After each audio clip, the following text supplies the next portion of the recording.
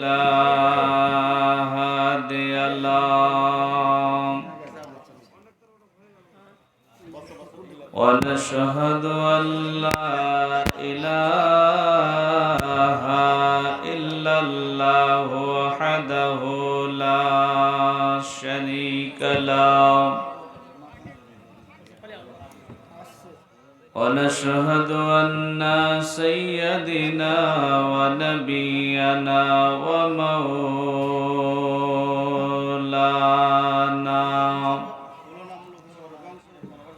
ومولانا محمدا عبده ورسوله الذي أرسله بالحق بشيرا ونذيرا وداعيا إلى الله بإذنه وسراجا وقمرا منيرا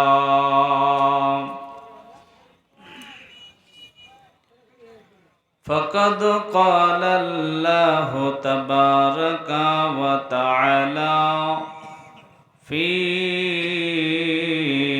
كلام المجيد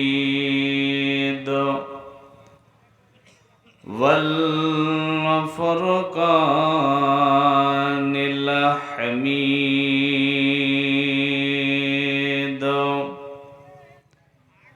أعوذ بالله من الشيطان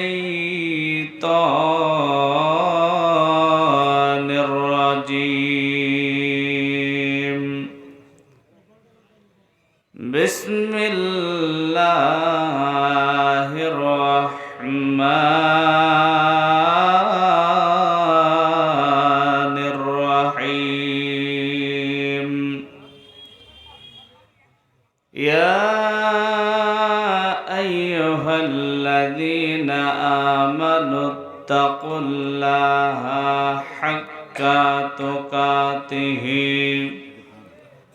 حق تقاته ولا تموتن إلا وأنتم مسلمون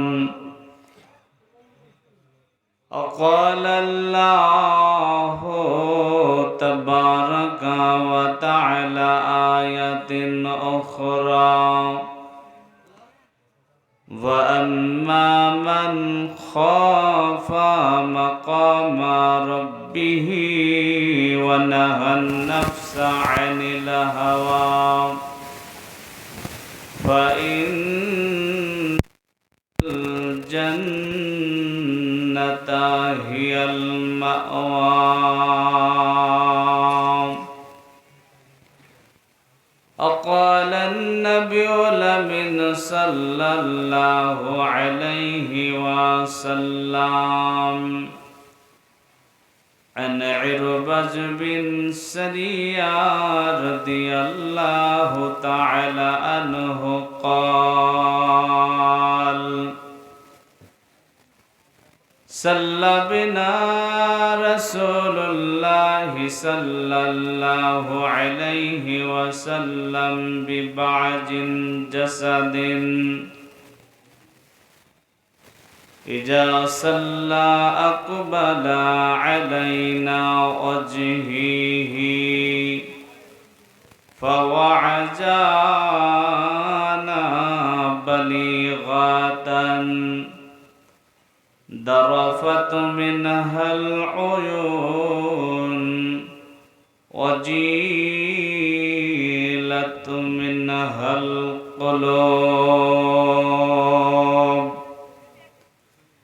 رب اشرح لي صدري ويسر لي أمري واحلل عقدة من لساني يفقه قولي ربي زدني علما আল্লাহুম্মা রাব্বি জিদনি ইলমা।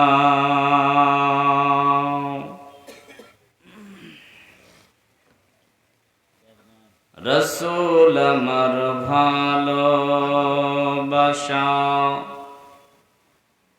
রসূল আমার আলো আশা, রসূল আমার প্রেম বিরাহের মূল আলোচনা, রসূল আমার কাজে কর্মে অনুপ্রেরণা, রসূল আমার ভালোবাসা, রসূল আমার আলো আশা, রসূল আমার প্রেম বিরাহের মূল আলোচনা, রসূল আমার কাজে কর্মে অনুপ্রেরণা। যখন দারুণ দুঃখ নামে আমার জীবন জোরে, বিপদ আপদ মুসিবতে মরি পরে পরে, তখন তোমার শৈশব কৈশোর দেয় যে সান্ত্বনা, রসূল আমার কাজে কর্মে অনুপ্রেরণা, রসূল আমার ভালোবাসা, রসূল আমার আলো আশা, রসূল আমার প্রেম বিরাহের মূল আলোচনা, রসূল আমার কাজে কর্মে অনুপ্রেরণা। কত রকম রাজার নীতি প্রজার নীতি দেখলাম, দুঃখ হয় রে দুঃখ ছাড়া আর কিছু না পেলাম, তাই তো শুধু মনে পড়ে সোনার মদিনা, রসূল আমার কাজে কর্মে অনুপ্রেরণা, রসূল আমার ভালোবাসা, রসূল আমার আলো আশা, রসূল আমার প্রেম বিরাহের মূল আলোচনা, রসূল আমার কাজে কর্মে অনুপ্রেরণা। পূর্ব বেলসুর জামে মসজিদের উন্নতিকল্পে বিরাট ইসলামিক ধর্মীয় জলসার সুনামধন্য মহামান্য জলসা কমিটির সুনির্বাচিত মহাযোগ্যতম সভাপতি মহাশয় আলহাজ মৌলানা লোকমান আলী সাহেব এবং আলহাজ ইরফান আলী সাহেব, সম্মানিত ওলামায়ে কেরাম, আইমায়ে কেরাম, মুআজ্জিনে আযম, সামনে বসে থাকা শ্রদ্ধাভোজন স্মৃতিভোজন বয়োজ্যেষ্ঠ বয়োকনিষ্ঠ ইসলাম দরদি ভাতৃমণ্ডলী, পর্দানাশিনা মা এবং বোনেরা, প্রশংসার মালিক আল্লাহ, যিনি সেই সন্ধ্যা থেকে নিয়ে বিভিন্ন আলোচকের মুখ থেকে বিশেষ করে সম্মানিত শেখ মুমতাজ আলী কাশিমি সাহেব, অত্র এলাকার বিশিষ্ট আলেমে দ্বীন, প্রধান শিক্ষক মিটনা জামিয়া দারুল উলুমের প্রধান শিক্ষকের কাছ থেকে দীর্ঘক্ষণ মহামূল্যবান কোরআন এবং সুন্নাহ শুনলেন। এবং আজকের সন্ধ্যায় আল্লাহ রাব্বুল আলামিন কোরআন সুন্নাহর মাজমাতে আমাদিগকে কবুল ও মঞ্জুর করেছেন, যার জন্য সেই মহান রবকে সন্তুষ্ট করি আমরা সবাই মিলে একবার বলি আলহামদুলিল্লাহ। দরুদ এবং সালাম অজস্র ধারায় বর্ষিত হোক বিশ্ব মানবতার মুক্তির দূত তাজদারে মেদানি নবী কুল শিরোমণি, যিনার আগমনে সারা পৃথিবী থেকে অশান্তি পালিয়েছিল, মারামারি কাটাকাটি ফাটাফাটিকে উৎখাত করে স্বৈরাচারী কালোবাজারি ২ নম্বরের বিরুদ্ধে প্রতিবাদ প্রতিরোধের ঝান্ডা উড্ডীন করেছিলেন তিনি হলেন আপনার আমার প্রাণ প্রিয় বিশ্ব মানবতার মুক্তির দূত নবী মুহাম্মদুর রাসূলুল্লাহ সাল্লাল্লাহু আলাইহি ওয়াসাল্লামের উপর অজস্র ধারায় বর্ষিত হোক দরুদ এবং সালাম। বলুন আল্লাহুম্মা আমিন। আল্লাহুম্মা সাল্লি আলাইহি, আল্লাহুম্মা বারিক আলাইহি। প্রিয় ভাইয়েরা, আমি আপনাদের সামনে যে বিষয়টি নিয়ে আলোচনা করব সেটি হচ্ছে তাকওয়া। তাকওয়া সম্বন্ধে গুরুত্বপূর্ণ আলোচনা কোরআন এবং সুন্নাহর আলোকে রাখার চেষ্টা করব। আমা তৌফিকি ইল্লা বিল্লাহ, আলাইহি তাওয়াক্কালতু ওয়া ইলাইহি উনীব। তবে আলোচনা শুরু করার আগে দু একটি কথা বলে আমি আমার আলোচনা শুরু করতে চাচ্ছি। গত ২ মাস থেকে লাগাতার আপনাদের মতো কিছু দিনদার পরেশগার মানুষের সামনে কখনো বাংলাদেশ কখনো ভারত ছুটে বেড়াচ্ছি। আজকে আপনার এই জায়গাতে এসেছি অনেক কষ্ট করে, অনেক ক্লান্ত শ্লান্ত অবস্থাতে স্টেজে এসে এই পূর্ব বেলসুর জামে মসজিদের আন্ডারের মুসল্লি বা গ্রামবাসীদের দিনের মহাব্বতে অর্থ দান দেখে অনেকটাই সুস্থ, আলহামদুলিল্লাহ। অনেক ভালো লাগলো আপনাদের এই রবের প্রতি মহাব্বত যে আপনারা বহির প্রকাশ করলেন এটা দেখে। তবে রাত অনেক, প্রায় 11:30টা বাজতে চলল, জানি না আপনারা কতক্ষণ থাকবেন।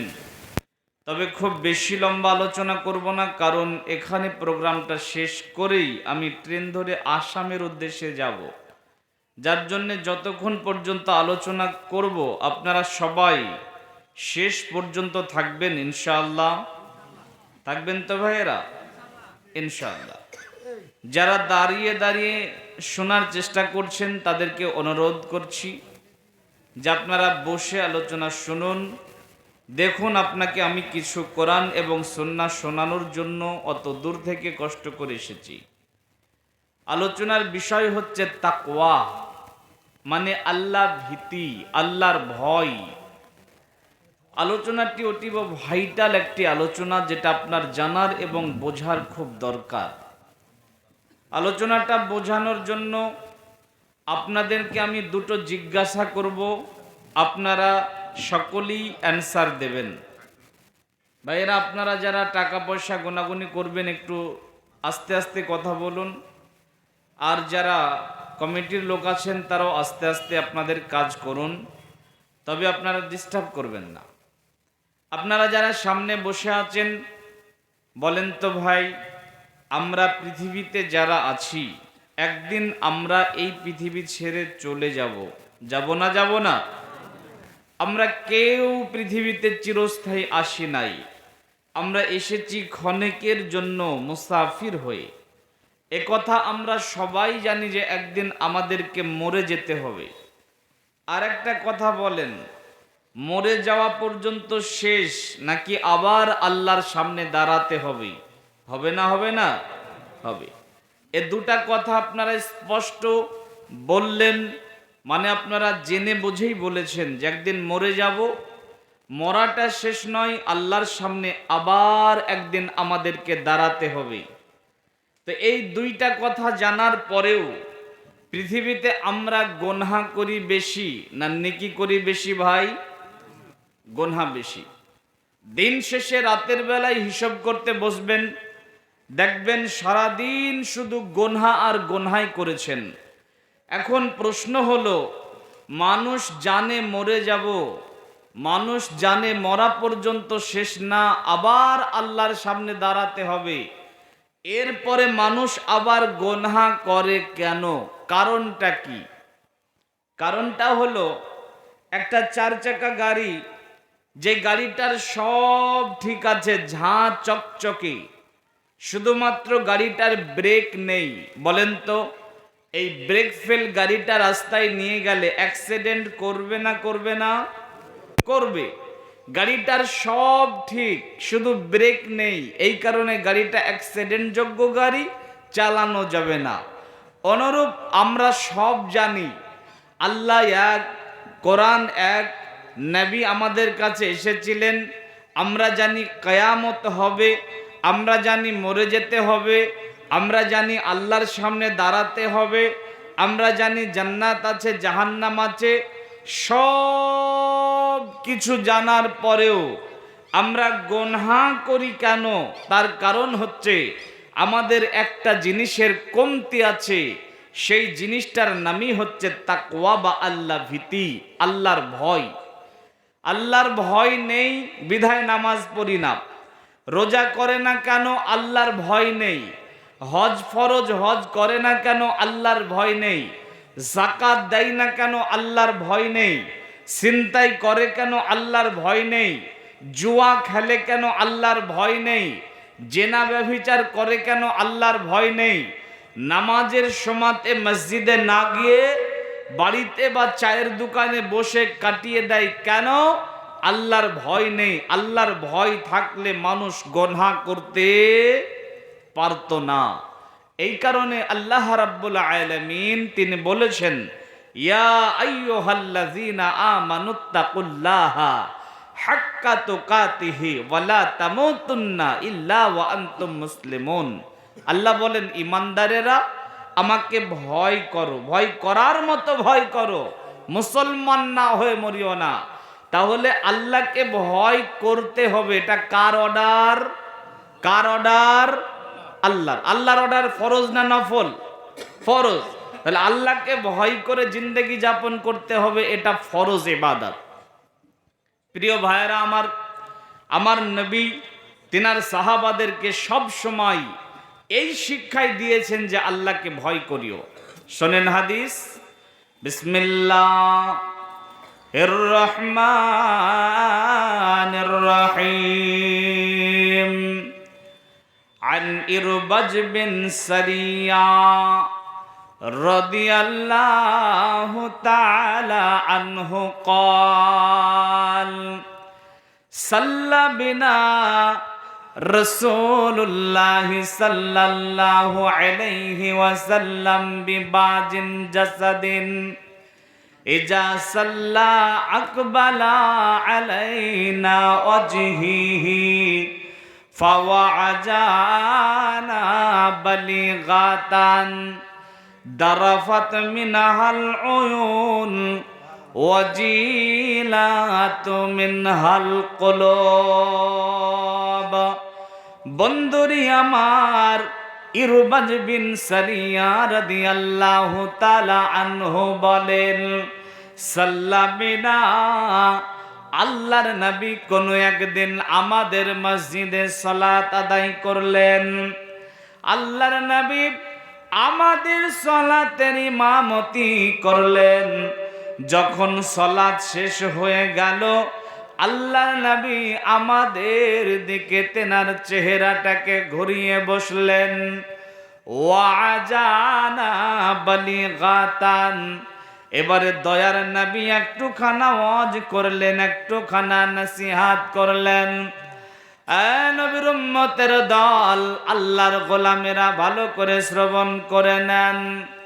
ইরবাজ বিন সারিয়া রাদিয়াল্লাহু তাআলা আনহু বলছেন, আল্লাহর নবী আমাদের সালাতের ইমামতি করলেন। যখন সালাতটা শেষ হয়ে গেল, জাল্লা ওয়াজহিহি, তিনার চেহারাটাকে আমাদের দিকে ঘুরিয়ে বসলেন। ওয়াজানা বালিগাতান, একটুখানা আওয়াজ করলেন, একটুখানা জলসা করলেন, একটুখানা নাসিহাত করলেন। আল্লাহর গোলামেরা, ইরবাজ বিন সারিয়া রাদিয়াল্লাহু তাআলা আনহু বলছেন, দয়ার নবীর ওয়াজটা, দয়ার নবীর বয়ানটা, দয়ার নবীর জলসাটা এত সুন্দর মধু মাখানো ছিল। নবীজি যখন বয়ান করছিলেন, মসজিদের মধ্যে যতজন সাহাবা ছিল সকলে অঝোর নয়নে কান্না করতে আরম্ভ করেছে। ওয়াজিলাত মিনহাল কুলুব, সকলের অন্তরটা ভয়ে কম্পিত হয়ে গেছে। নবীজির বক্তব্য শুনে পুরো মসজিদে কান্নায় ভেঙ্গে পড়েছে। এই রকম সময়তে একজন সাহাবা উঠে দাঁড়ালেন। দাঁড়ানোর পরে বলছেন, দয়ার নবী গো, আপনার বক্তব্য জীবনে অনেক শ্রবণ করেছি, কিন্তু আজকে যখন আপনি বক্তব্য রাখছিলেন চোখের পানি আটকানোর বড় চেষ্টা করেছি, কিন্তু ও দয়ার নবী গো, মনে হচ্ছে যেন আপনার জীবনের শেষ বক্তব্য শুনছি, মনে হচ্ছে যেন আর কোনোদিন আপনার বক্তব্য শুনতে পাবো না। অতএব দয়ার নবী গো, আপনি আমাদের কিছু ওসিয়াত করে যান। আল্লাহর নবী ওই সাহাবার কথা শুনে অনেক অনেক অনেকগুলো ওসিয়াত করলেন। আর যার সর্বপ্রথম ওসিয়তটা ছিল, তোমরা আল্লাহকে ভয় করবে। ভাইজান মাইক ম্যানকে, ভাইজান, তাহলে আমার নবী তিনার সাহাবাদেরকে সব সময় বলতেন, আল্লাহকে ভয় করিও, আল্লাহকে ভয় করে জিন্দেগি যাপন করিও, রবের তাকওয়া তোমাদের হৃদয়ে রাখিও। এমনি করে আমার নবী তিনার সাহাবাদেরকে সব সময় উপদেশ দিয়েছেন। আপনাদেরকে একটা জিজ্ঞাসা করি, আনসার দেবেন। আমার নবী যেই জামানায় পৃথিবীর মাটিতে এসেছিলেন, বলেন তো জামানাটার নাম কি? বলতে পারবেন আপনারা? জামানাটার নাম জাহেলিয়াতের জামানা। কিসের জামানা? জাহেলিয়াতের জামানা, বর্বরতার জামানা, অজ্ঞতার জামানা। এই জামানায় বিশ্বনবী পৃথিবীর মাটিতে এলেন। বর্বরতার জামানা মানে সে জামানায় কি কেউ লেখাপড়া করেছিল না? জি, লেখাপড়া করেছিল। আবু জাহেল যার নাম, সে একজন কবি, মানে তারা শিক্ষিত ছিল, কিন্তু তাদের বোধগম্য ছিল না। নৈতিক জ্ঞান, মানবিক জ্ঞান, সামাজিক জ্ঞান, হিতাহিত জ্ঞান এইগুলো তাদের ছিল না। তাদের কাছে কোনো নারীর জন্ম হলে তারা সেই নারীটাকে জীবিতই পুঁতে দিত। এই বর্বরতার জামানায়, অন্ধকারের জামানায় বিশ্বনবী পৃথিবীর মাটিতে এলেন। এই মালদার ভাইরা, খুব ভালো করে বুঝতে হবে, এই জামানায় আসার পরে ওই জামানার এক অংশ কিছু মানুষকে আমার নবী পরিবর্তন করেছিলেন। যাদেরকে পরিবর্তন করেছিলেন তেনারা হলেন আমার নবীর সাহাবা, সাথী, সঙ্গী।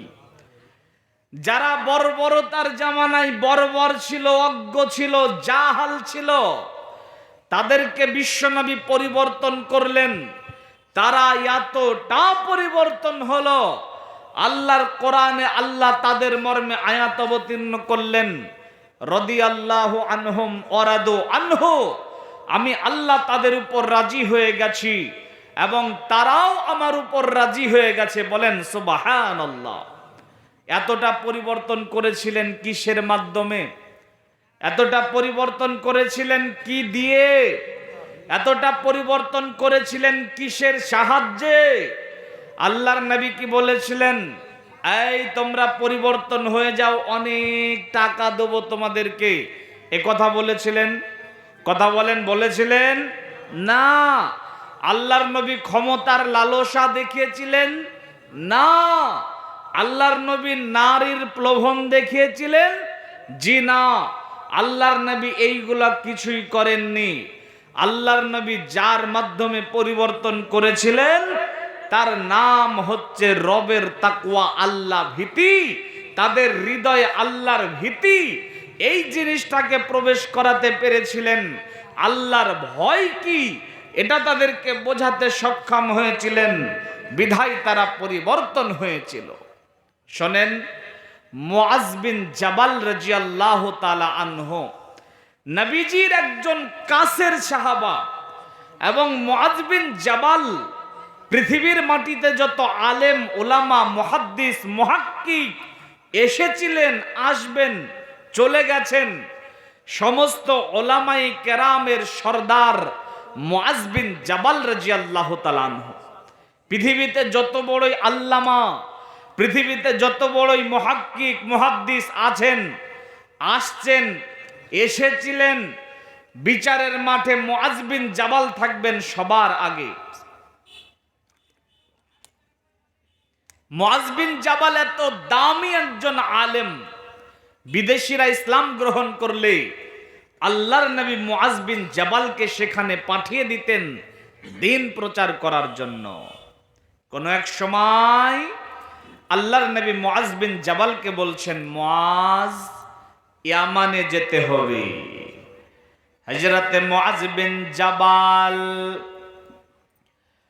রাদিয়াল্লাহু তাআলা আনহু বলেন, আল্লাহর নবী যখন আমাকে বললেন মুআজ ইয়ামানে যেতে হবে, আমি আমার বাড়ি চলে গেলাম, বেডিং বিস্তার গোছালাম, একটা সাওয়ারি নিলাম, সাওয়ারির উপরে চড়ে বসলাম। নবীর উম্মতের দলেরা, আল্লাহর গোলামেরা ভালো করে শ্রবণ করে নেন। মুআজ বিন জাবাল রাদিয়াল্লাহু তাআলা আনহু বলেন, আমি সাওয়ারির উপরে চড়ে এক পা করে ইয়ামানের উদ্দেশ্যে রওনা হয়ে গেলাম। আমি যখন আল্লাহর নবীর ঘরের সামনে পৌঁছালাম, আল্লাহর নবী তিনার ঘর হতে বের হয়ে চলে এলেন। মুআজ বিন জাবাল রাদিয়াল্লাহু তাআলা আনহু বলেন, আমি সাওয়ারির উপরে চড়ে আছি, এক পা করে যাচ্ছি, আর আল্লাহর নবীও আমার সঙ্গে এক পা করে যাচ্ছেন। আল্লাহর নবী আমাকে অনেকগুলো উপদেশ দিলেন, অনেকগুলো উপদেশ দিচ্ছেন, আমার সঙ্গে যাচ্ছেন। অনেকটা পথ হেঁটে হেঁটে আমার সঙ্গে গেলেন। যাওয়ার পরে বলছেন, মুআজ,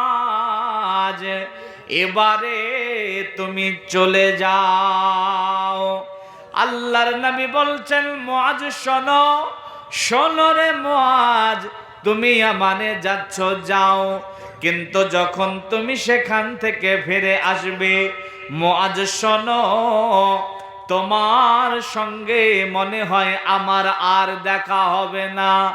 মুআজ রে, তুমি আমার কবরের পাশ দিয়ে আর আমার মসজিদের পাশ দিয়ে মদিনাতে আসবে। এই কথা যখন আল্লাহর নবী বলেছেন, তখন মুআজ বিন জাবাল বাচ্চা ছেলের মতো কান্নায় ভেঙে পড়েছেন। একবার নবীজির দিকে দেখেন, আর একবার মদিনার দিকে দেখেন, আর মনে মনে ভাবেন, হাই রে, নবী ছাড়া মদিনা কেমন লাগবে, নবীজির কবরের পাশ দিয়ে হেঁটে আসতে কেমন লাগবে। এই রকম করে তিনি ভাবছেন, আর বাচ্চা ছেলের মতো কান্নায় ভেঙে পড়েছেন। হযরতে মুআজ বিন জাবাল কান্নায় যখন ভেঙে পড়েছেন, আল্লাহর নবী বলেন, মুআজ কাঁদিও না। আল্লাহর নবী বলেন, মুআজ রে, কাঁদিও না, কাঁদিও না, কাঁদিও না, তোমার কান্নাটা তাকে থামাও। শোনো রে মুআজ, যতদিন পর্যন্ত তুমি দুনিয়াতে বাঁচবে, আল্লাহ তোমাকে যতদিন হায়াত দান করবে, মুআজ রে তুমি আল্লাহকে ভয় করে জিন্দেগি যাপন করিও। রবের তাকওয়া তোমার হৃদয়ে রাখিও।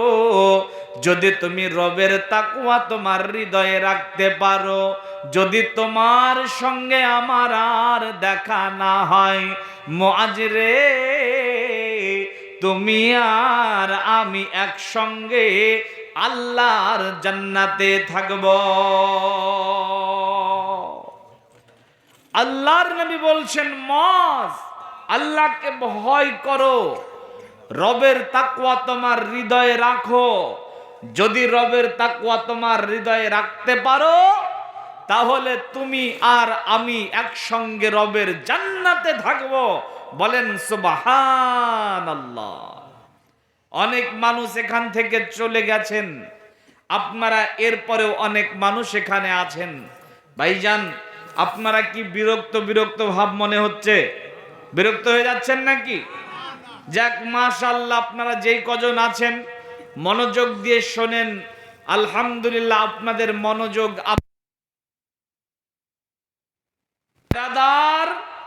আল্লাহকে ভয় করে জিন্দেগি যাপন করতে হবে।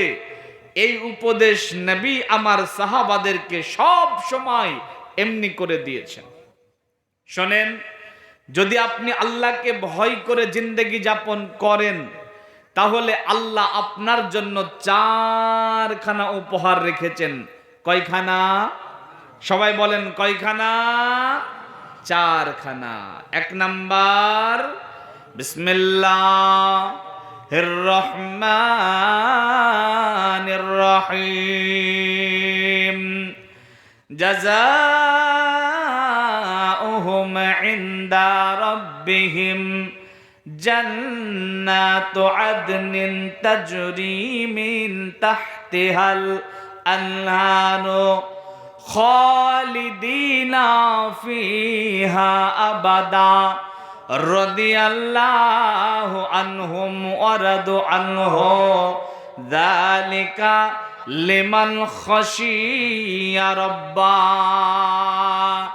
1 নাম্বার বদলা আমার আল্লাহ বলেন, তাদের বদলা রয়েছে আল্লাহর কাছে। বদলাটার নাম কি? জান্নাতু আদন, চিরস্থায়ী জান্নাত। তাজরি মিন তাহতিহাল আনহারু, যার তল দিয়ে নহর প্রবাহিত হবে। খালিদিনা ফিহা আবাদা, যেখানে একবার প্রবেশ করলে আর কোনোদিনও বেরোতে হবে না, কোনোদিন মওত হবে না, কোনোদিন চেহারা নষ্ট হবে না, যৌবন শেষ হবে না। খালিদিনা ফিহা আবাদা, যেখানে চিরস্থায়ী ভাবে থাকবে। রাদিয়াল্লাহু আনহুম, আল্লাহ যেখানে সব সময় রাজি থাকবে। ওয়ারাদু আনহু, এবং তাদের প্রতি, এবং তারাও আল্লাহর প্রতি রাজি থাকবে। বন্ধুরে আমার, এই জান্নাতটা কার জন্য? আমার আল্লাহ বলেন, লিমান খাশিয়া রাব্বা, যেই ব্যক্তি আল্লাহকে ভয় করে জিন্দেগি যাপন করবে, রবের তাকওয়া হৃদয়ে রাখবে, আল্লাহর ভয়তে দিন কাটাবে, রাত কাটাবে, আল্লাহর ভয়ে জিন্দেগি যাপন করবে। আল্লাহর ভয়ে জিন্দেগি যাপন করনেওয়ালাদের জন্য 1 নাম্বার উপহার হলো, এরা আল্লাহর জান্নাতের মেহমান হবে। 1 নাম্বার উপহার, আপনারা একবার বলেন, 1 নাম্বার উপহার জান্নাত হবে। কি হবে ভাই? জান্নাত হবে। হবে না, হবেই, 100% গ্যারেন্টি। আল্লাহকে ভয় করে জিন্দেগি যাপন করলে জান্নাত হবেই, 100% গ্যারেন্টি। আপনাদের এলাকায় অনেক মানুষের বাড়িতে গাই আছে, গাভী, গাই, এগুলো আছে তো নাকি? কি বলেন আপনারা? গাই বলেন, গাভী বলেন, দুটাই বলেন। বলেন তো ভাই, আপনি একটা গাভীর ওলান থেকে দুগ্ধ দহন করলেন, গাভীর ওলান থেকে, বাঁট থেকে দুগ্ধ দহন করলেন, দুগ্ধটা একটা পাত্রে পড়লো, একটা বালতিতে পড়লো। যদি আপনাকে বলা হয় যে এই পাত্রের দুধটা আবার গাভীর ওলানে প্রবেশ করাতে হবে, এটা কি সম্ভব? কথা বলেন, সম্ভব? একটা গাভীর ওলান থেকে দুগ্ধ দহন করার পরে ওই দুগ্ধটা আবার গাভীর ওলানের মধ্যে প্রবেশ করানো যেমন অসম্ভব, ঠিক সেই রকম যেই ব্যক্তি আল্লাহকে ভয় করে জিন্দেগি যাপন করবে তার জাহান্নাম যাওয়া অসম্ভব। বলেন সুবহানাল্লাহ। নবী আমার বলেন, লা ইয়ালিদুন নার রাদুলুন বাকা মিন খাশিয়াতিল্লাহি হাত্তা ইয়াউদুল লাবানু ফিজ জাররি। এ নবীর উম্মতের দল, আল্লাহর গোলামেরা ভালো করে শোনেন। নবী আমার বলেন, লা ইয়ালিজুন নার, ওই ব্যক্তি জাহান্নাম যাবে না, যাবে না, যাবে না। লা ইয়ালিদুন নার, ওই ব্যক্তি জাহান্নাম যাবে না। ওই ব্যক্তি বলতে কি? বাকা মিন খাশিয়াতিল্লাহ, যেই ব্যক্তি আল্লাহকে ভয় করে জিন্দেগি যাপন করবে ওই ব্যক্তি জাহান্নাম যাবে না। ওই ব্যক্তির জাহান্নাম যাওয়া কত বড় অসম্ভব। হাত্তা ইয়াউদুল লাবানু ফিজ জাররি, যেমন করে একটা গাভীর ওলান থেকে দুগ্ধ দহন করার পরে ওই দুগ্ধটা আবার গাভীর ওলানের মধ্যে প্রবেশ করানো অসম্ভব।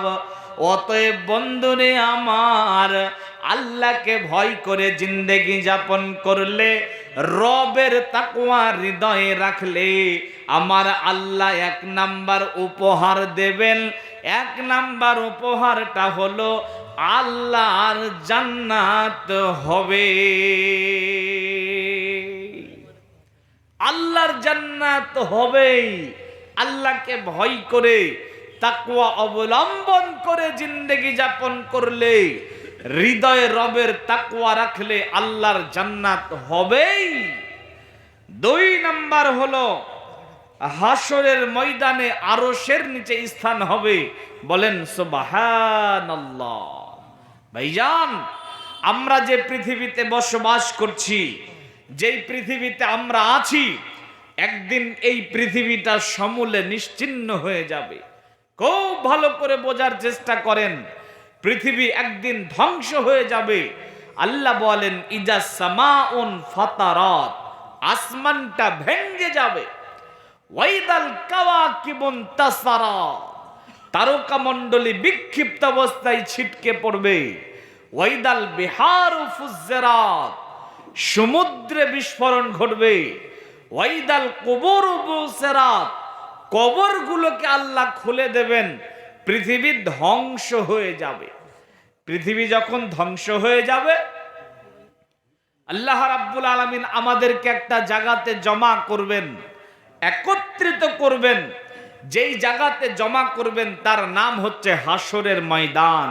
কিসের ময়দান? হাসরের ময়দান। ময়দানটা কেমন হবে? আমরা যে পৃথিবীতে থাকি এই যে ময়দান হবে? জি না। হাসরের ময়দানটা কেমন হবে? নবী আমার বলেন, ইউশারুন নাসু ইয়াউমাল কিয়ামাতি আলা আরদিন বাইদা আফরা কা কুরসাতিন নাকি। হাসরের ময়দানটা পুড়ে তামার মতো হয়ে থাকবে। নিচের জমিনটা পুড়ে তামার মতো হয়ে থাকবে। নিচের জমিনটা পুড়ে তামা। এটা হাসরের ময়দান। খাল বিল, উঁচু নিচু, পাহাড় পর্বত, নদী নালা গাছপালা তরু লতা কিচ্ছু থাকবে না, সমতল ভূমি, আবার এটা পুড়ে তামার মতো হয়ে থাকবে। মিকদার রাদিয়াল্লাহু তাআলা আনহু বলেন, নবী সাল্লাল্লাহু আলাইহি সাল্লাম বলেছেন, তুদনা শামসু ইয়াউমাল কিয়ামাতি মিনাল খালকি হাত্তা তাকুনা কা মিকদারে মাইল। 1 মাইল কাছাকাছি সূর্যটা নেমে আসবে। মাইল 2 রকমের হয়, একটা রাস্তার মাপের একটা মাইল হয়, আর একটা হচ্ছে সুরমা চোখে দেওয়ার কাঠিটাকেও মাইল বলা হয়। কোন মাইল হবে আল্লাহ ভালো জানেন, তবে 1 মাইল কাছাকাছি সূর্য নেমে আসবে। চিন্তা করেন নবীর উম্মত, নিচের জমিনটা পুড়ে তামা, সূর্যটা আবার 1 মাইল কাছাকাছি। মানুষ করুণ কাল বৈশাখী বিভীষিকাময় খতরনাক দর্দনাক অবস্থার সম্মুখীন হবে। মানুষ কান দিয়ে নাক দিয়ে মগজ ফুটে ফুটে বেরোবে, এই অবস্থা হবে। যে যত পরিমাণ গুনাহ করবে তার শরীর দিয়ে তত পরিমাণ ঘাম বেরোবে, এইরকম অবস্থা হবে। নবী আমার বলেন, হুফাতান উরাতান গুরুলান, এই জমিনে খাতনাবিহীন অবস্থায়, উলঙ্গ অবস্থায়, খালি অবস্থায় আল্লাহ আমাদেরকে একত্রিত করবেন, জমা করবেন। বেরাদারানে মিল্লাত, এই হাসরের ময়দানে বাপ বেটাকে পরিচয় দেবে না, বেটা বাপকে পরিচয় দেবে না। আপনি যে স্ত্রীর জন্য এত কষ্ট করছেন, এই স্ত্রী আপনাকে দেখে পালাবে। আপনি আপনার সন্তানের জন্য হারাম হালাল একাকার করে দিয়েছেন, আপনার সন্তান আপনাকে দেখে পালাবে। আপনি যদি কোনো মুসিবত অবস্থায় আপনার ছেলের কাছে যান একটা নেকির জন্য, আপনার ছেলে তখন বলবে, ইরদে পালাও এখান থেকে, কাজ্জাব, মিথ্যা কথা বলছো, আমার কোনো বাপ ছিল না। আপনি আপনার বেটাকে পরিচয় দেবেন না, আপনার স্ত্রীকে পরিচয় দেবেন না, আপনার মা আপনাকে পরিচয় দেবে না। এর নাম হাসরের ময়দান, দেখলেই পালাবে। পালানোর কোয়ালিটিটা কেমন হবে? আল্লাহর কোরআনে আল্লাহ ওটাও বলে দিয়েছেন। আল্লাহ বলেছেন আফিরু, আরবিতে ফাররা ইয়াফিরু এর তাফসীর হচ্ছে, আপনি ধরেন এই রাস্তা ধরে যাচ্ছেন, মিট না যাবেন, যেতে যেতে দেখলেন রাস্তার মধ্যে একটা ভয়ঙ্কর সাপ, অজাগর সাপ বসে আছে, অথবা একটা সিংহ বসে আছে, আপনাকে দেখে আপনাকে খাওয়ার জন্য আপনার দিকে আসছে। তো বাঘের ভয়ে, সিংহের ভয়ে, অজাগর সাপের ভয়ে মানুষ যেই রকম জান নিয়ে ছুটে পালায়, ওই পালানোটাকে আরবিতে বলা হয় ফাররা ইয়াফিরু। হাসরের ময়দানে আপনার ভাই আপনাকে দেখে ফিররু, আল্লাহ বলেছেন মা আপনাকে দেখে ফিররু। এইরকম ভাবে হিংস্র প্রাণীকে দেখে মানুষ যেমন ভয়ে পালায়, অমনি করে ছুটে মানুষ পালাবে। এর নাম হাসরের ময়দান। কেউ কাউকে সাহায্য করবে না, বাপ বেটাকে করবে না, বেটা বাপকে করবে না। নবীগণ সেদিন ইয়া নাফসি ইয়া নাফসি করবেন, ত্রাহি ত্রাহি করবেন। আদম আলাইহিস সালাম বলবেন ইয়া নাফসি ইয়া নাফসি, মূসা আলাইহিস সালাম বলবেন ইয়া নাফসি ইয়া নাফসি, ঈসা আলাইহিস সালাম বলবেন ইয়া নাফসি ইয়া নাফসি, নবীগণ বলবেন ইয়া নাফসি ইয়া নাফসি। আর বড় দুঃখ এবং পরিতাপের বিষয় হলো, নবীগণ যেখানে ইয়া নাফসি ইয়া নাফসি করবেন, বাংলাদেশের এক পীর সাহেব বলছে যে এই হাসরের ময়দানে আমি আমার মুরিদগুলাকে বাঁচাবো, জাহাজ নিয়ে বেরোবো। বলেন নাউজুবিল্লাহ, কত বড় মিথ্যুক হলে এই কথা বলতে পারে। নবীগণ ইয়া নাফসি ইয়া নাফসি করবে, আর পীর সাহেব বলছে নাকি যে মুরিদগুলাকে বাঁচাবো। বন্ধুরে আমার, এই হাসরের ময়দানে কেউ কাউকে সাহায্য করবে না, কঠিন বিপদের সম্মুখীন হবে। মানুষ আরামের জায়গা খুঁজবে। নবী আমার বলেন কোনো আরামের জায়গা থাকবে না, একটা মাত্র আরামের জায়গা থাকবে, আর সেটা হলো আল্লাহর আরশে আজিমের ছায়া। মিটনার মানুষেরা, মালদার মানুষেরা, নবীর উম্মতের দলেরা ভালো করে শোনেন, আরশে আজিমের ছায়া তলে সবাই জায়গা পাবে না, 7 রকমের মানুষ জায়গা পাবে। এর মধ্যে একটি হলো রাজুলুন যাকারাল্লাহ খালিয়াতান ফাফাজাত আইনা। যেই ব্যক্তি দুনিয়াতে আল্লাহকে ভয় করে জিন্দেগি যাপন করেছে, গভীর রজনীতে উঠে গেছে, পৃথিবীর মানুষ যখন ঘুমিয়ে কাটিয়েছে, ওই মানুষটা সাজদাতে পড়ে দু চোখের পানি ফেলে ফেলে কান্না করেছে, আল্লাহর ভয়তে দিন কাটিয়েছে, আল্লাহর ভয়তে রাত কাটিয়েছে, আল্লাহর ভয়তে সংসার করেছে, ব্যবসা করেছে, বাণিজ্য করেছে। আল্লাহর ভয় রেখে যেই ব্যক্তি জিন্দেগি যাপন করেছে, এই কঠিন হাসরের ময়দানে আরশের নিচে জায়গা পাবে। এটা হলো 2 নম্বরের উপহার। 3 নম্বরের উপহার, বিসমিল্লাহির রহমানির রহিম। ওমাই ইয়াতাওয়াক্কাল ওমাই ইয়াত্তাকুল্লাহা ইয়াজআল লাহু মাখরাজা ওয়া ইয়ারযুকুহু মিন হাইসু লা ইয়াহতাসিব। আল্লাহ বলেন, যদি আমাকে ভয় করে জিন্দেগি যাপন করতে পারো, যদি তোমাদের হৃদয়ে আমার তাকওয়া থাকে, আমার যদি ভয় থাকে, আমার আল্লাহ পরের আয়াতের প্রথম অংশে বলছেন, বান্দারে ইয়ারযুকুহু, আমি আল্লাহ তোমার রিজিকের বন্দোবস্ত করব। আল্লাহ বলেন, বান্দা কেমন রিজিকের বন্দোবস্ত করব শোনো। লিমান হাইসু লা ইয়াহতাসিব, যেই রিজিকের আশা তুমি কোনোদিনও করো নাই। অতএব বন্ধুরে, আল্লাহকে ভয় করে জিন্দেগি যাপন করলে আমার আল্লাহ আমাদের অজানা রিজিকের দায়িত্ব নেবে। আল্লাহ রিজিকের ব্যবস্থা করে দেবেন, যেন তেন বিষয় না। আল্লাহ রিজিকের ব্যবস্থা করবেন। রিজিক মানে আজকে পৃথিবীতে মানুষ যে যাই করুক না কেন, যে যাই করুক না কেন, সব কিছুর পেছনে একটা উদ্দেশ্য লুকিয়ে আছে, তার নাম হচ্ছে রিজিক, তাই না ভাই? রিজিকের জন্য পৃথিবীতে মানুষ সব কিছু করে। সকালবেলাতে ওঠে, কেউ ঘাড়ে ব্যাগ নিয়ে অফিস আদালতে যায়, আবার কেউ ঘাড়ে কোদাল নিয়ে ক্ষেত খামারে যায়। উভয়ের একটাই উদ্দেশ্য, রিজিক। এই কথা বুঝতে পারছেন তো নাকি ভাই? উভয়ের একটা উদ্দেশ্য হচ্ছে রিজিক। রিজিকের জন্য মানুষ কি না করে দেখেন না। সকালবেলায় এই ঠান্ডার মধ্যে, ঠান্ডার সমাতে দেখবেন কিছু মানুষ চলে গেছে ঠান্ডা পানিতে নেমে মাছ ধরছে।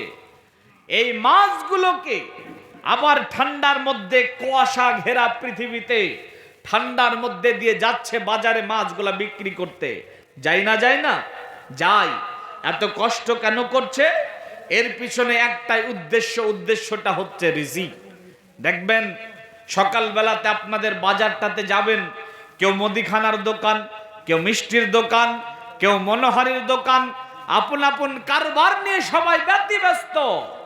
এই সব ব্যতিব্যস্তর পিছনে একটাই উদ্দেশ্য, তার নাম হচ্ছে রিজিক।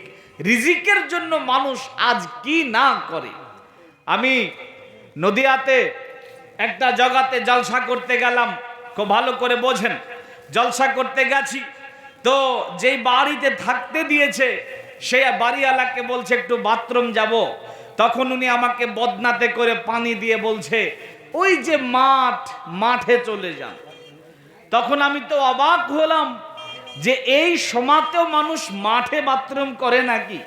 তখন তিনি দুঃখ করে বলছেন, কি বলবো যে মৌলভী সাহেব, আমার পায়খানা প্রধান খেয়ে ফেলেছে, আমার পায়খানা প্রধান খেয়ে ফেলেছে। আমি তো গেলাম বড় চিন্তিত যে অত্র এলাকার প্রধান কি 4 পাওয়ালা না 2 পাওয়ালা? আরে পায়খানা তো খাই 4 পাওয়ালা, অত্র এলাকার প্রধান কি 4 পাওয়ালা নাকি যে পায়খানা খেলো?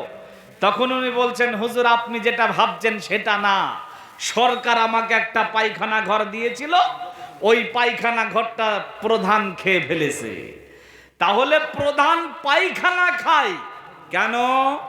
রিজিকের জন্য। রাস্তার কাজ এসেছে কয়েক কোটি টাকার, কয়েক লাখ টাকার কাজ করে বাকি সব কন্ট্রাক্টর খেয়ে ফেলেছে। এখন জাতি রাস্তা দিয়ে হাঁটে আর বলে, হারে কন্ট্রাক্টর তুই পাথর খেলি, খোয়া খেলি, রাস্তার বালি খেলি, বলে না বলে না গো? এ কথা বলেন, বলে না বলে না? বলে। তাহলে মানুষ পায়খানা খায়, সিমেন্ট খায়, বালি খায় কেন? রিজিকের জন্য। রিজিকের জন্য মানুষ কি না করে পৃথিবীতে। এই যে ট্রেনে আসছিলাম, আস্তে আস্তে দেখলাম যে ছেলেও না মেয়েও না, আবার মেয়ে সেজেছে, হাততালি মারছে আর বলছে টাকা দে। এরকম আপনারা দেখেছেন না? দেখেছেন তো নাকি? এদেরকে আমরা কি বলি? হিজড়া বলি। তা আমাদের এলাকায় একটা পুরুষ মানুষ, যেই পুরুষ মানুষটা বাড়িতে ছেলে আছে মেয়ে আছে, তারপরেও সে হিজড়া সেজে এখন ট্রেনে ওই আপনার টাকা চেয়ে বেড়ায়। পুরুষ মানুষ, এরপরে পুরুষত্বের জীবনকে সে পরিত্যাগ করে হিজড়া সেজেছে রিজিকের জন্য। আমি গত মাসের ২৬ তারিখ বাংলাদেশ আমার প্রথম সফর ছিল, 14 দিনের সফর। তো বর্ডার পাস করলাম, আমার সাথে সাথে ইন্ডিয়া থেকে দুটা ওই হিজড়া মুখান্নাস গুলা গেল। তো বর্ডার পার করার পর বাংলাদেশে যখন প্রবেশ করলাম, তখন দেখছি বাচ্চা বাচ্চা কয়েকটা ছেলে মেয়ে চলে এসেছে। আসার পর ওই হিজড়ার ব্যাগটাকে ধরেছে। এখন আমি জিজ্ঞাসা করছি যে এই ছেলে মেয়েগুলা কার? তখন সে বলছে এইগুলা আমারই ছেলে মেয়ে।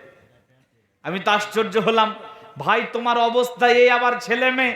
তখন বলবো কি করব জি মৌলভী সাহেব, ব্যবসা বাণিজ্য তো নাই, এই কারণে এই পোশাক এই লেবাস নিতে হয়েছে। দেখেন মানুষ রিজিকের জন্য কি না করে, হিজড়াও সাজে। বন্ধুরে আমার, ভাইয়ের সঙ্গে মারামারি, বোনের সঙ্গে হিংসা মারামারি, বাবার সঙ্গে মেল নেই, এই রকম করে পৃথিবীর মাটিতে মানুষ অনেক কিছু করে শুধুমাত্র রিজিকের জন্য। আমার আল্লাহ বলেন, বান্দারে ওমাইয়াত্তাকুল্লাহা ইয়াজআল্লাহু মাখরাজা। আল্লাহ বলেন, বান্দারে যদি আমাকে ভয় করে জিন্দেগি যাপন করো, যদি আমার তাকওয়া, আমার ভয় তোমার হৃদয়ে একটু জায়গা করে দিতে পারো রে বান্দা, ইয়ারযুকুহু, আমি আল্লাহ তোমার রিজিকের বন্দোবস্ত করব। আল্লাহ বলেন, বান্দারে যেন তেন রিজিকের বন্দোবস্ত নাই, লিমান হাইসু লা ইয়াহতাসিব, যে রিজিকের আশা তুমি কোনোদিন করো নাই। এরে নবীর উম্মতের দল, একটা পাখি তার বাসা থেকে সকাল বেলায় খালি পেটে বের হয়ে যায়, দুই ডানার উপরে ভর করে হাসতে হাসতে তার কিচির মিচির আওয়াজ করতে করতে বের হয়ে যায়। যখন বাসা থেকে বের হয় তখন ক্ষুধার্ত পেটে বের হয়। পাখি কি জানে তার রুজি কোথায় আছে? পাখি জানতো না তার রুজি কোথায় আছে। আমার আল্লাহ তাকে তার অজানা রিজিক খাইয়েছেন। আল্লাহ বলেন, বান্দা আমি আল্লাহ পাখি পশু প্রাণী এদেরকে যেমন রিজিক দিয়ে থাকি, ওই রকম ভাবে আমি আল্লাহ তোমাকেও রিজিকের বন্দোবস্ত করব। তবে শর্ত হলো আমাকে ভয় করে জিন্দেগি যাপন করতে হবে, আমার তাকওয়া তোমার হৃদয়ে রাখতে হবে। আল্লাহকে ভয় করে জিন্দেগি যাপন করলে আমার আল্লাহ রিজিকের ব্যবস্থা করবে। এটা ৩ নাম্বার বললাম, আল্লাহকে ভয় করে জিন্দেগি যাপন করলে আল্লাহ রিজিক দেবেন। ৪ নাম্বার, ওমাইয়াত্তাকিল্লাহা ইয়াজআল্লাহু মিন আমরিহি ইসরা। আল্লাহ বলছেন, যদি আমাকে ভয় করে জিন্দেগি যাপন করো, আমি আল্লাহ তোমার বিপদকে আসান করে দেব, তোমার বিপদের সঙ্গী হয়ে যাব। বলেন সুবহানাল্লাহ। আল্লাহকে ভয় করে জিন্দেগি যাপন করলে আল্লাহ আপনার কাজকে সাহায্য করবেন, আল্লাহ আপনার বিপদের সাথী সঙ্গী হয়ে যাবেন। যদি আপনার হৃদয়ে রবের তাকওয়াটাকে লালন করতে পারেন, আল্লাহকে ভয় করতে পারেন, আল্লাহ ভীতি অর্জন করতে পারেন। হে নবীর উম্মত, আল্লাহকে ভয় করে জিন্দেগি যাপন করলে আল্লাহ বিপদের সঙ্গী হন। প্রমাণ পৃথিবীর মাটিতে আছে না নেই? কথা বলেন, আছে না নেই? আছে। ভুলে গেলে হবে না, ইতিহাস মনে রাখতে হবে। ওই যে বনি ইসরায়েলের জামানায় তিনজন যুবক ঘুরতে ঘুরতে অনেক দূরে চলে গেছিল।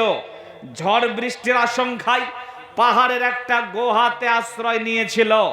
যখন পাহাড়ের গুহার মধ্যে তারা গেছে, একটা বড় পাথরগুলা গড়তে গড়তে গড়তে এসে গুহার মুখটাকে অবরোধ করে দিয়েছে।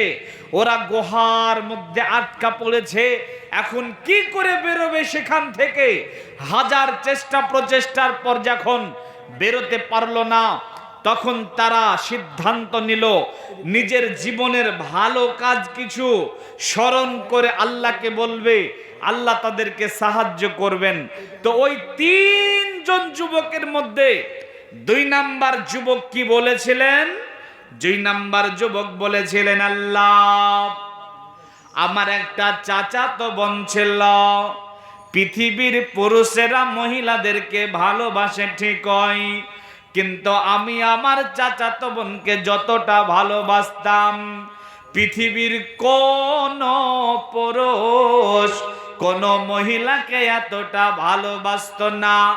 দয়াল আল্লাহ, তুমি তো জানো আমি আমার চাচাতো বোনের কাছে একদিন গেলাম, আমার মনের ভালোবাসাটাকে প্রকাশ করে দেব, আমি তাকে কুপ্রস্তাব দেব। সেই কারণে আমি যাওয়ার পরে আমার চাচাতো বোনকে যখন কুকর্মের প্রস্তাব দিলাম, আল্লাহ ওয়ালি চাচাতো বোন আমার প্রস্তাবে রাজি হলো না, আমাকে নিরাশ করে সেখান থেকে ফেরত দিল।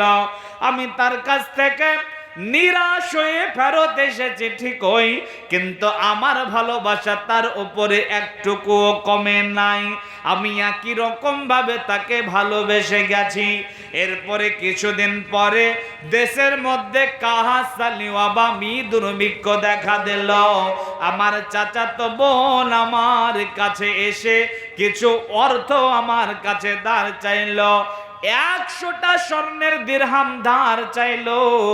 আমি তাকে দিতে রাজি হলাম ঠিকই, কিন্তু শর্ত করে নিলাম আমার সঙ্গে কুকর্ম করতে হবে।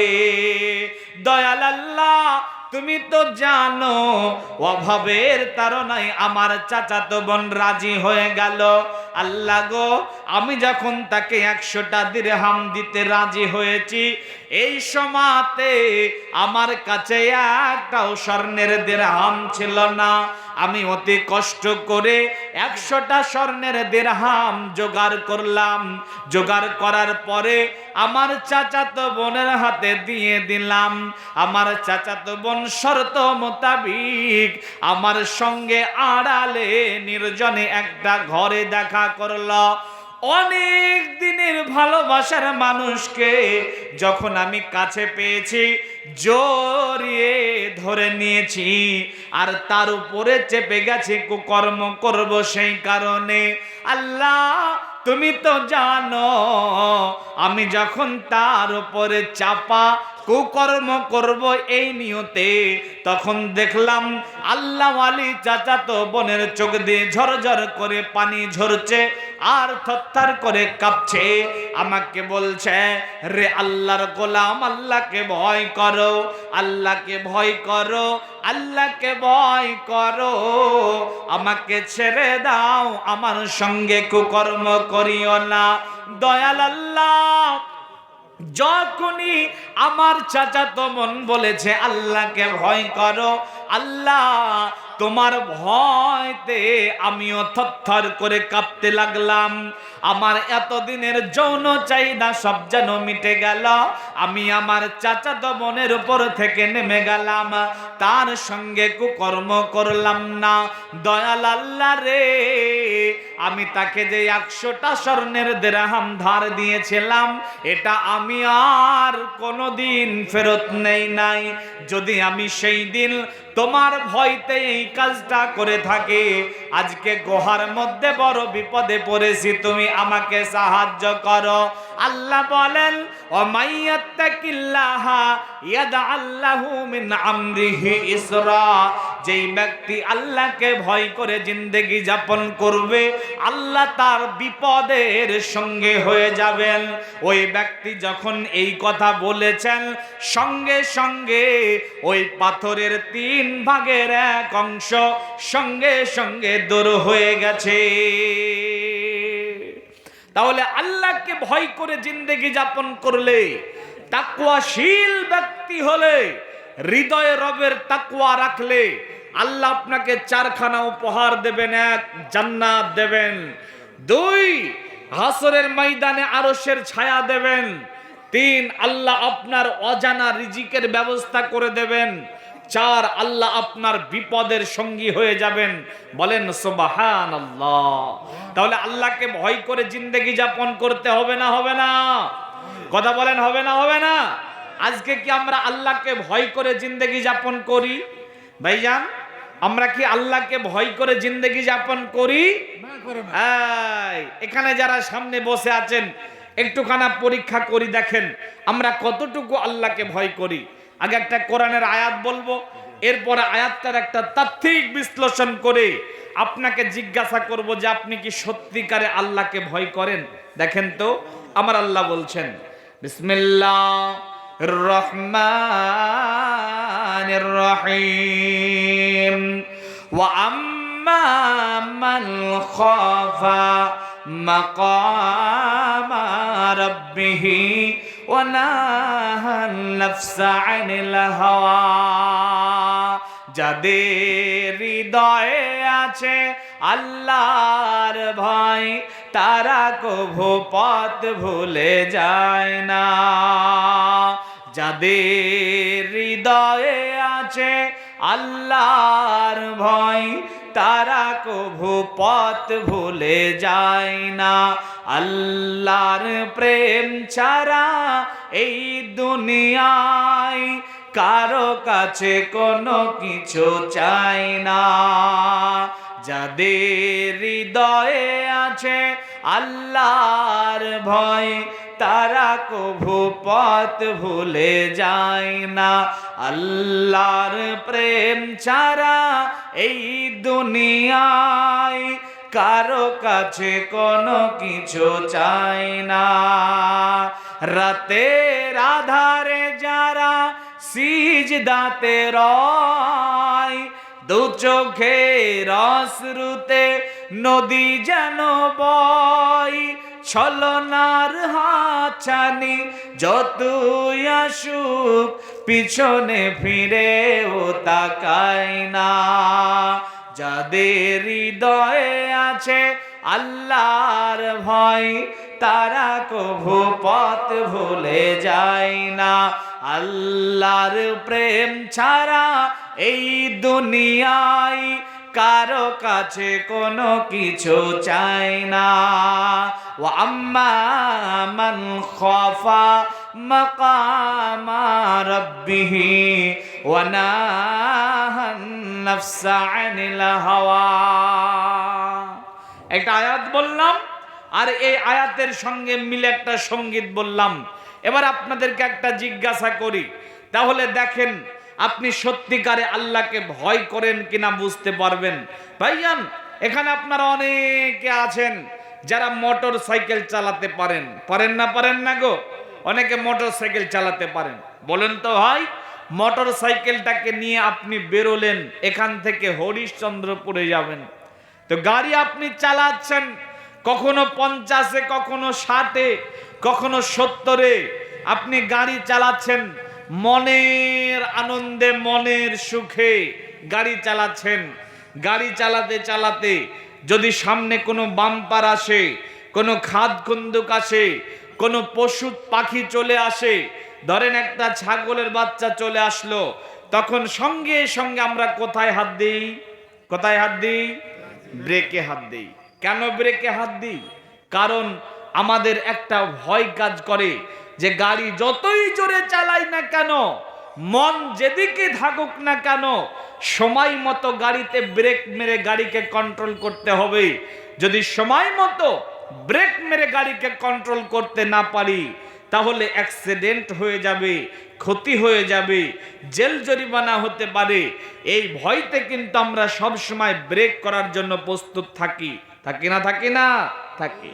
তা আল্লাহ কি বলছেন দেখেন, আমার আল্লাহ বলেন ওয়া আম্মা মান খাফা, এবারে যার হৃদয়ে ভয় থাকবে, কিসের ভয়?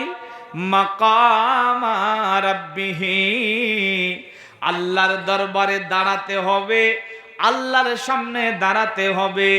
আল্লাহর ভয় যার ভিতরে থাকবে, মাকামা রাব্বিহি, আল্লাহর ভয়, আল্লাহর সামনে দাঁড়ানোর ভয় যার হৃদয়ে থাকবে, আমার আল্লাহ বলেন সেই ব্যক্তি জিন্দেগি যাপন করবে কেমন করে? ওয়ানাহান নাফসা আনিল হাওয়া, একটা বাইক চালক যেমন বাইক চালাতে চালাতে সব সময় ব্রেক করার জন্য প্রস্তুত থাকে, অমনি করে আল্লাহতে ভয় কারণেওয়ালা এইরকম করে ব্রেক মেরে মেরে জিন্দেগি যাপন করবে। এই দুনিয়ায় চলার পথে তার সামনে অনেকগুলো গোনা আসবে, আর ওদিকে শয়তান তো মানুষকে গোনা করানোর জন্য উৎ পেতে বসে থাকে। যখনই তার সামনে কোনো গোনা চলে আসবে, গোনাকে বলবে রে গোনা, আমি আল্লাহকে ভয় করি, গোনা করতে পারবো না। মসজিদে যখন আজান হয়, হাইয়া আলাস সালাহ, হাইয়া আলাল ফালাহ, নামাজের দিকে এসো, এই সময় মন আপনাকে বলবে নামাজ পড়তে যাস না, শয়তান আপনাকে বলবে নামাজ পড়তে যাস না। এরে নবীর উম্মতির দল, যদি আপনার হৃদয়ে সত্যিকারের আল্লাহর ভয় থেকে থাকে, আপনি মনকে বলবেন রে মন, আজকে গোনা করলাম, নামাজ পড়লাম না, গোনা করলাম ঠিক আছে, কিন্তু আল্লাহর সামনে দাঁড়িয়ে কি জবাব দেব? অতএব গোনা করতে পারবো না, মসজিদে দৌড়িয়ে চলে যাবে। চোখের সামনে লটারি কেটে কোটিপতি হয়ে যাচ্ছে অনেক মানুষ, মন আপনাকে লটারির দিকে ডাকবে, মন বলবে একটা লটারি কেটে নে।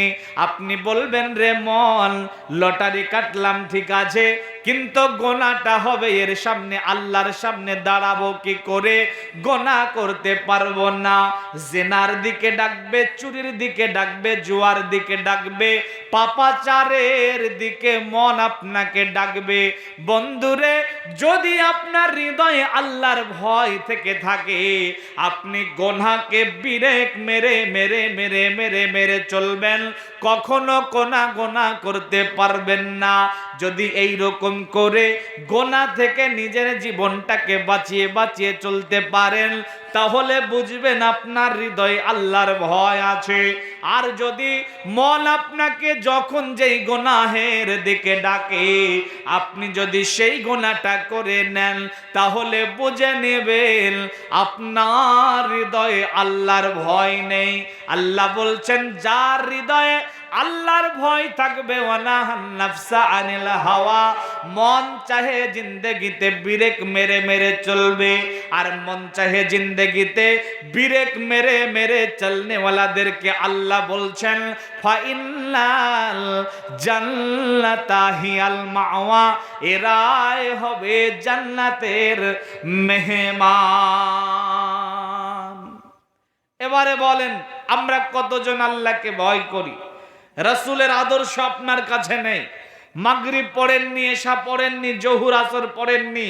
এখানে অনেক ভাই আছেন, হারাম খেয়ে আছেন, মুখে বিড়ি সিগারেটের গন্ধ এখনো আছে।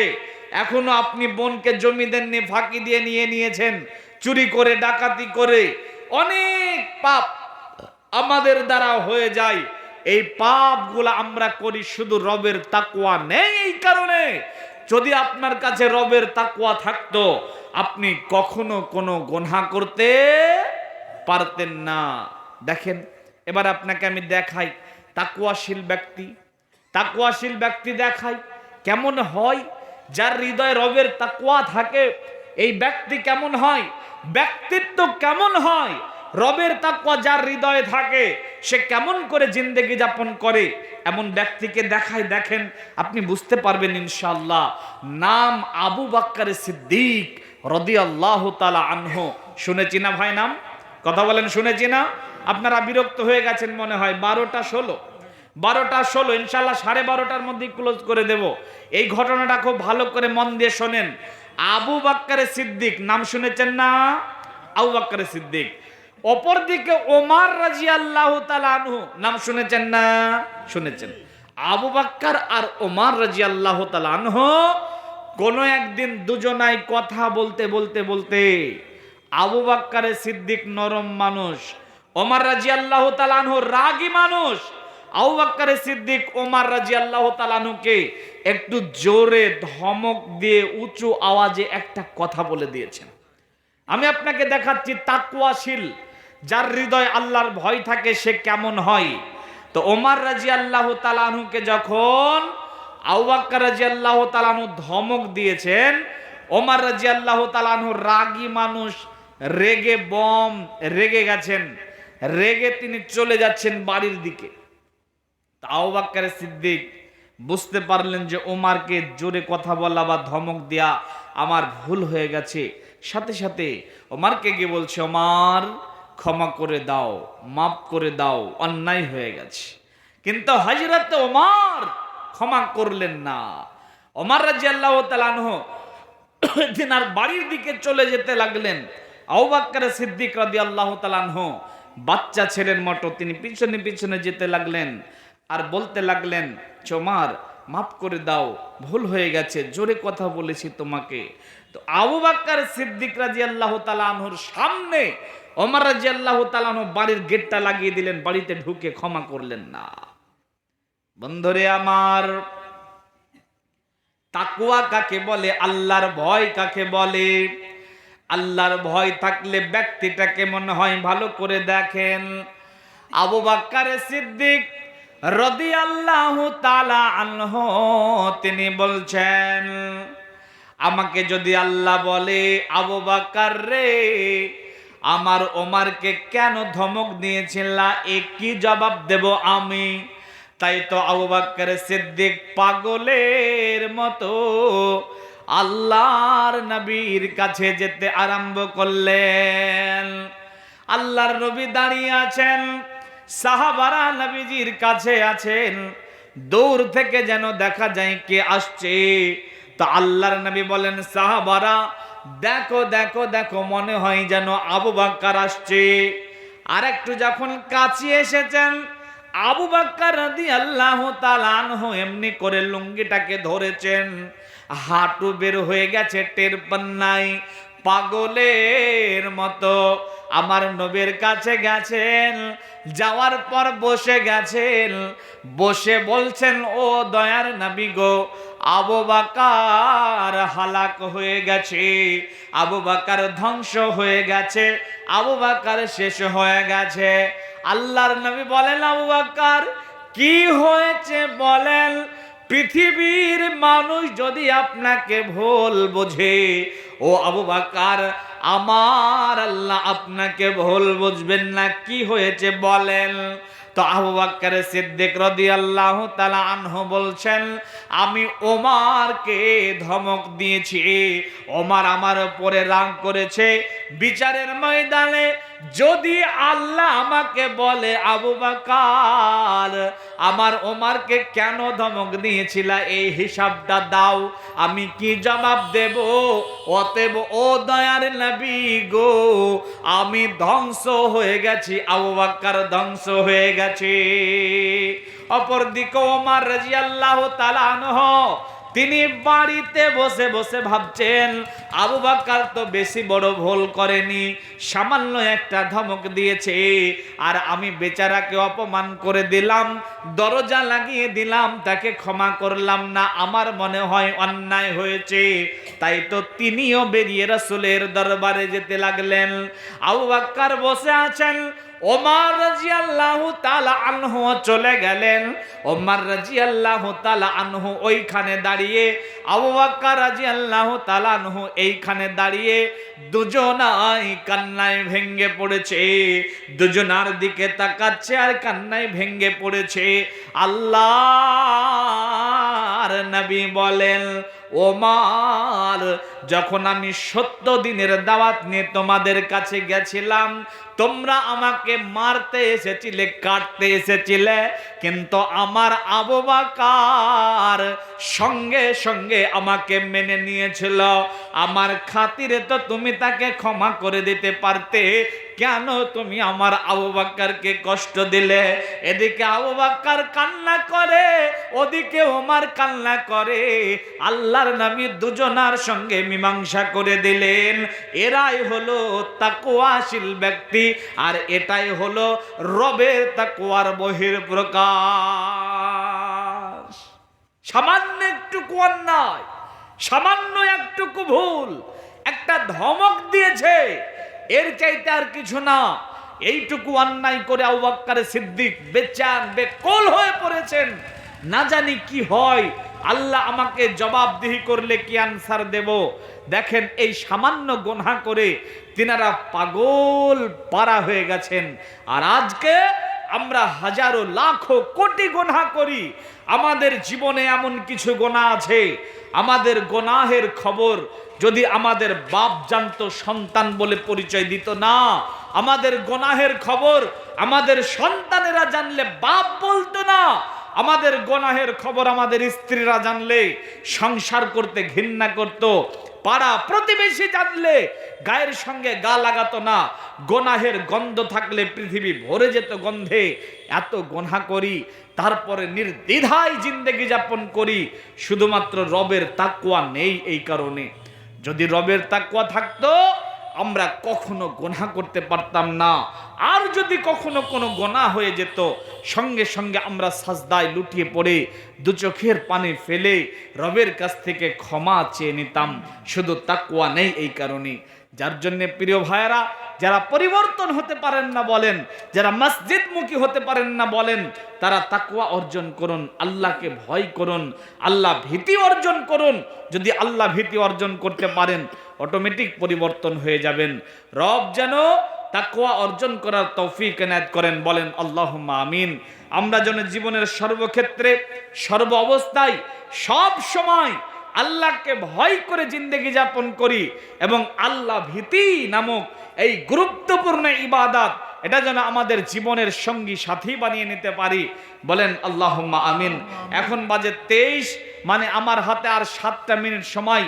এই 7টা মিনিট সময় নিয়ে আপনাদের কাছে আমাদের উস্তাদ মুমতাজুল ইসলাম কাশেমি সাহেব, উনি তো নিয়ে নিয়েছেন সবার কাছ থেকে একদম ঝেড়ে ঝুড়ে। তারপরেও যদি কেউ বাকি থেকে থাকেন, কিছু যদি কারো বাকি থেকে থাকে, তাহলে আসুন এই 7টা মিনিট আমাকে